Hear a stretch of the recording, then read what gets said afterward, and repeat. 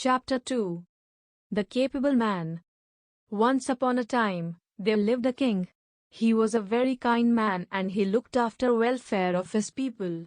He saw that all the people in his kingdom were happy and satisfied. The king had a very able prime minister. He always consulted the prime minister over administrative matters. As years went by, the prime minister became old and the king began to search for another one. After a long search, the king, at last, entrusted the old prime minister with the task of finding a capable man to take his place. The prime minister issued a proclamation and called a meeting of all the pundits in the kingdom. He then selected the four most learned pundits. The prime minister wanted to choose the best of the four pundits as the new prime minister.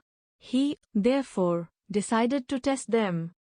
The prime minister asked each of the four pundits to sit in a separate room. Each room had 2 doors. The prime minister then went to each pundit and said, "This room has 2 doors. I will close both the doors and lock them, but I'll lock one door from inside and the other one from outside. Without using a key, you should open the door from inside and come out. The pundit who succeeds in coming out first will be appointed as prime minister." Out of the 4, 3 pundits were quite confused. How can the lock be opened without the key? It cannot be opened. I'll not be able to open the door and go out. Thinking so, the 3 pundits spent the whole night studying their books in order to find solution of the problem. But unfortunately, none of them found a solution. The 4th pundit, however, had a deep sense of reasoning.